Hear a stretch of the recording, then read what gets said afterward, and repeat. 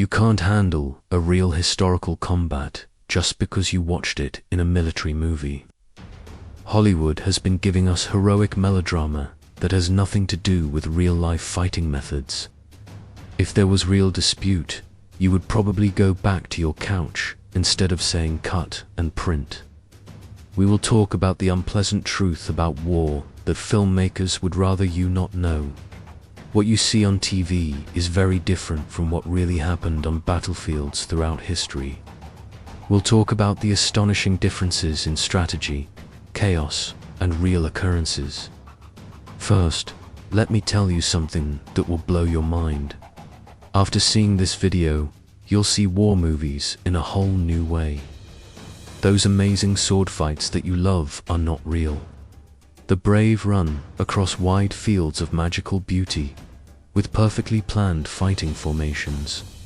Real fighting was more chaotic, scary, and boring than anything you've ever seen in a movie.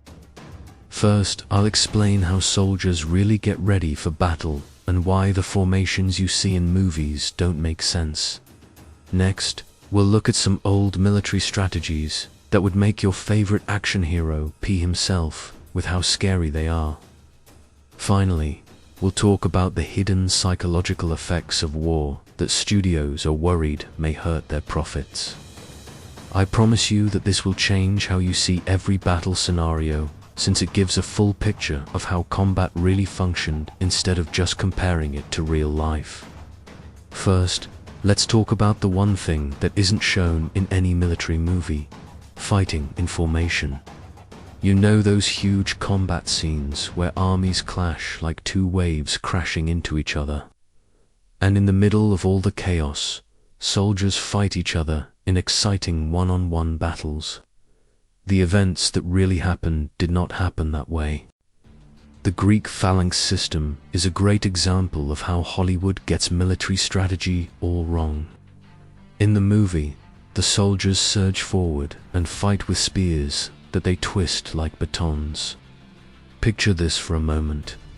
The ancient Greek army stood shoulder to shoulder, their shields joined, making a wall of iron and bronze that no one could get through. Each hoplite had a shield on their left arm that weighed around 15 pounds, and an 8-foot spear on their right arm. Imagine hundreds of these soldiers standing close together with their shields overlapping. The first few ranks would form an impassable wall of sharp spears that the enemy would have to push through. It didn't matter how brave or spectacular the footwork of any person was. What mattered most was the formations, discipline, coherence, and overall strength. When two phalanxes met, there was a huge shoving match. The guys in the back would put a lot of pressure on the guys in the front by pushing forward with their shields against their backs. Even though it's really important, the psychic side is never shown in movies. It took a very strong mind to be at the front of a line. The noise was so loud that it blocked your view through your bronze helmet. The guy next to you could have been screaming in pain or fear. The pain in your shield arm and the shaking in your legs from being scared and tired would be unbearable. But this would shock a lot of people today. This pressing match almost seldom decided the outcome of a fight. Instead, triumphs generally came from using unexpected tactics. One side's formation falling apart under pressure or outflanking the opposing side. When there was fighting, it was short but bad. It's clear that Hollywood doesn't know anything about real military tactics. Fantasy brings to life those pictures of knights invading fields and fighting in dramatic duels with swords drawn. The real rule of battle in the Middle Ages was stay in formation or die. It takes years to learn all the complicated tactical moves that armies use. Knights didn't just get on their horses and charge at their enemies. They carefully planned their actions, set up exact formations, and used combined weapons tactics that included infantry, cavalry, and archers. Movies make the idea of a medieval cavalry charge sound scarier than it really is. Imagine hundreds of fully armored soldiers riding huge war horses that weigh more than a ton and running at 20 miles per hour. The noise would be unbearable and the earth would shake. But what is typically left out of movies is that these charges were carefully planned. Before the cavalry could charge, the infantry and archers had already broken apart the enemy's lines. They struck the enemy line at key points and, more importantly, stayed together.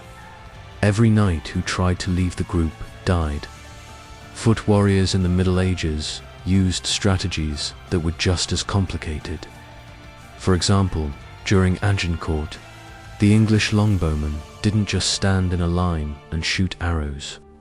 They worked with men-at-arms to conduct attacks that hit specific enemy formations and avoided cavalry charges. The usage of stakes at Agincourt shows how useful combat was in the Middle Ages.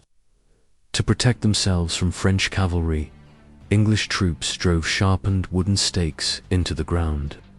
Not some amazing or heroic act, but good field engineering won battles. But now things are starting to get hot. In the Middle Ages, battles were often won or lost because of low morale, a lack of supplies, and sickness. More soldiers died from bugs and food poisoning than from sword wounds. Armies that couldn't keep their supply lines open just disappeared. Hollywood doesn't often show siege warfare, even though it was a big part of medieval military tactics. Armies in the Middle Ages mostly wanted to take over new land. For months, soldiers dug trenches, built siege engines, and starved enemy garrisons until they died. This is the point when I tell you something that will make you lose trust in military movies. Movies show how to fight and shoot. Every shot counts, and every arrow hits its target. A soldier almost never misses his mark. The truth is so different that it's almost funny. The military's research during World War II found some very frightening numbers. Researchers found that just 20% of infantrymen actually shot their rifles while fighting, and even those who did were not very good at it. When soldiers were under a lot of stress, they would often unleash fire without aiming correctly. Think about what this means for wars that are already over. Even after years of training, ancient shooters had hit rates that would make modern onlookers laugh. Crossbowmen in the Middle Ages had a hard time hitting targets that were more than 100 yards away. It's ridiculous to think that individual soldiers were killing enemies with perfect accuracy. Hollywood doesn't deal with the psychological barriers to conflict very often, since they aren't fun to watch on television. It's just human nature to not want to kill other people. Military training has never been able to get over this natural resistance. The anxiety, uncertainty, an overwhelming sensory assault that actual troops endure during combat can make them feel paralyzed. Just thinking about the noise of thousands of men yelling, the screech of mechanical horses, and the pleas of injured soldiers for help can be tiring both physically and mentally. When you add in the ugly visuals of blood, smoke, and dust, the conditions would be enough to drive most people crazy. Now we come to the reality about weapons from ancient times and the Middle Ages, which Hollywood is keen to avoid showing in a realistic way. The sword fights you admire are based on false ideas and fallacies about how swords really work. Swords were expensive, hard to take care of, and most people who had them were rich. Most militaries throughout history carried sharpened spears, axes, or tools for farming as weapons. A peasant who was forced to fight would obtain a sharpened farming implement instead of a shiny sword. The way they fought with these weapons was significantly different from how fight scenes are written in movies. A real swordsman would want to end a conflict as quickly as possible while putting himself in the least amount of danger feasible. There were no big exchanges or complicated spinning moves. Fighters used simple, easy-to-understand strategies to quickly knock out their opponents. The fighting methods shown in medieval warfare books, which are still around today, would put people to sleep. Take your opponent's weapon, trip them with your hands, and hit them with the pommel of your sword. These weren't honorable ways to fight, but they helped individuals stay alive in very dangerous situations. There are many ways that Hollywood gets medieval armor wrong. Only the richest people could afford to wear full-plate armor, since it was so expensive.